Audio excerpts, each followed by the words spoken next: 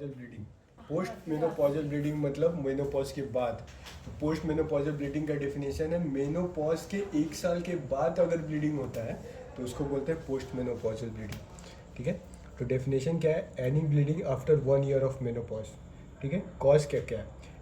सबसे most common cause है endometrial atrophy. क्या है? एंडोमेट्रियल एट्रोफी मतलब एंडोमेट्रियम छोटा हो गया। देखिए जब मेंस्ट्रुएशन होता था तभी फॉलिकल मैच्योर होता था, तभी वहाँ से एस्ट्रोजन बनता था। अब मान लीजिए किसी को मेनोपॉज आ गया तो एस्ट्रोजन बनेगा? क्या होगा? देखिए जब मेंस्ट्रुअल साइकिल होता था तो मैच्योर होता था फॉलिकल, वो आपका क्या कराता था? आपका ओवम निकालता था, तो ब्लीडिंग होता था। सारा फॉलिकल खत्म हो गया तो आपका मेनोपॉज आ गया। अब मेनोपॉज आ गया तो एक फॉलिकल मैच्योर नहीं होगा। अब मैच्योर फॉलिकल ही एस्ट्रोजन बनाता था। अब आपके पास मैच्योर फॉलिकल बचा ही नहीं तो एस्ट्रोजन बनेगा? नहीं। एस्ट्रोजन नहीं बनेगा। एस्ट्रोजन का एक मतलब बहुत अच्छा चीज़ क्या है? एस्ट्रोजन है ना कि पेल्विक एरिया में इन्फेक्शन नहीं होने देता है। क्या नहीं होने देता है? As oestrogen prevents PID and infection. तो क्या होगा? तो अब एस्ट्रोजन नहीं है तो इन्फेक्शन क्या होगा? नहीं होगा। अब एस्ट्रोजन आपको इन्फेक्शन नहीं होने देता था तो मेनोपॉज के बाद एस्ट्रोजन नहीं है तो इन्फेक्शन होने का चांसेस ज़्यादा हो गया, चांस बढ़ गया। तो इन्फेक्शन होगा। तो इन्फेक्शन हो गया तो पेल्विस एरिया में कोई इम्यूनिटी नहीं है। इम्यूनिटी नहीं है तो बैक्टीरिया वहाँ पे जाके इन्फेक्ट कर देगा और एंडोमेट्रियम का इन्फेक्शन कराएगा। एंडोमेट्रियम का किसी भी चीज़ का इन्फेक्शन को आइटिस बोलते हैं। तो एंडोमेट्रियम का इन्फेक्शन को एंडोमेट्राइटिस बोलेंगे। एंडोमेट्राइटिस से क्या होगा? ब्लीडिंग होगा। तो ये most common cause of post menopausal bleeding क्या है? Endometrial atrophy. एंडोमेट्रियल एट्रोफी कैसे हुआ समझ आया? और क्या है? Hormonal replacement therapy. देखिए हार्मोनल रिप्लेसमेंट थेरेपी मतलब क्या है ना, अभी ये हम इंडिया में तो उतना नहीं आया है।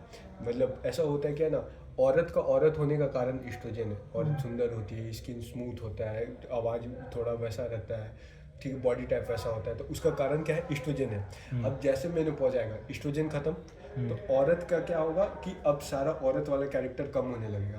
तो विदेश में क्या होता है ना कि सबको बुढ़ापे में भी जवान दिखना है तो सब क्या करती है? एस्ट्रोजन लेती है। हाँ, तो उसी को बोलते हैं हार्मोन रिप्लेसमेंट थेरेपी।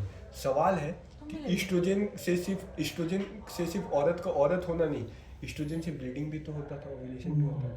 अब हम लोग एस्ट्रोजन देंगे तो मेंस्ट्रुअल साइकिल शुरू हो जाएगा तो क्या हो जाएगा?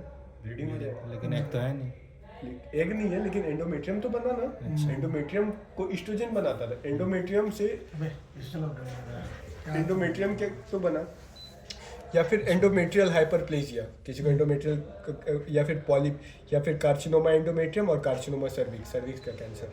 ठीक है, अब आया symptoms of carcinoma cervix and carcinoma endometrium. मिला जुला के सर्विक्स और एंडोमेट्रियम का कार्सिनोमा का सिम्टम सेम है।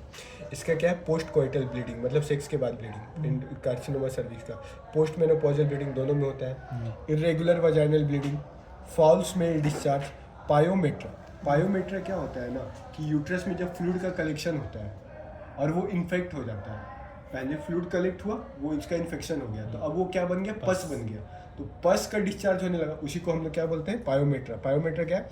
Collection of fluid in uterus and those fluid can get infected and discharge as pus. Cancer cachexia. Cancer cachexia का मतलब होता है कि जो कैंसर का जो सिम्टम्स होता है ना, एकदम सबसे वो सिम्टम्स होता है कि मतलब आपको कैंसर ही होगा। Weight loss. क्या है? वेट लॉस और डिक्रीज एपेटाइट, खाने का मन नहीं करना। ठीक है, और एक होता है यूरेमिया और पेल्विक पेन। यूरेमिया क्या होता है? यूरेमिया होता है यूरिया इन ब्लड। क्या होता है? Urea in blood. Carcinoma endometrium. Carcinoma endometrium का भी लगभग सेम ही सिम्टम्स है। Post menopausal bleeding, irregular vaginal bleeding, pyometra, cancer cachexia. यहाँ पे कैंसर कैकेक्सिया नहीं दिखता है, यही डिफरेंस है कार्सिनोमा एंडोमेट्रियम में। और ये किसका होता है? ओबीज, डीएम और हाइपरटेंशन। मिला जुला के अगर आपसे पूछेगा कार्सिनोमा सर्विक्स और कार्सिनोमा एंडोमेट्रियम में डिफरेंस कैसे पता चलेगा?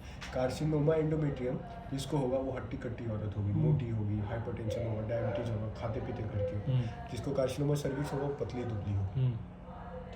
बाकी दोनों सिम्टम सेम है, जो भी है सब सेम है, बस एक चीज क्या नहीं है, वही हट्टी कट्टी और मोटी पतली का बस यही डिफरेंस है। ठीक है, अब आया इन्वेस्टिगेशन क्या क्या करेंगे? किसको हम लोग देखो कॉमन इन्वेस्टिगेशन करेंगे, बोन डेंसिटी स्कैन। क्योंकि देखिए एस्ट्रोजन का काम क्या है? एस्ट्रोजन का काम क्या है ना, देखिए हड्डी है ये, हड्डी का क्या है ना, वो एक ही समय में टूटता भी है और बनता भी है। जो बनने का कारण है वो एस्ट्रोजन डिपेंडेंट है। क्या है? एस्ट्रोजन डिपेंडेंट ऑस्टियोब्लास्टिक, मतलब एस्ट्रोजन के हेल्प से बोन बन रहा है।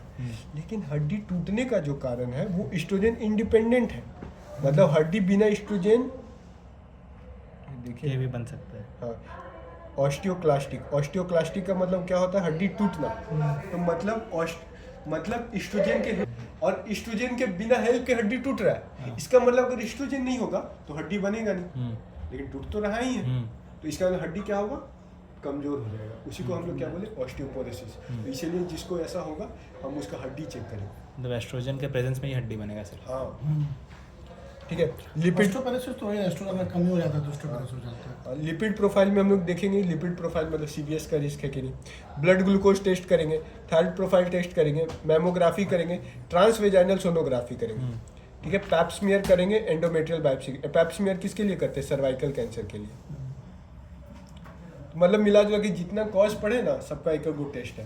हार्मोन का टेस्ट करेंगे, एफएसएच लेवल करेंगे, ईस्ट्रोजन लेवल करेंगे, others BP, BMI, mental health, ये सब चेक करेंगे, ताकि वो हम लोग को पता। बीएमआई क्यों चेक करेंगे?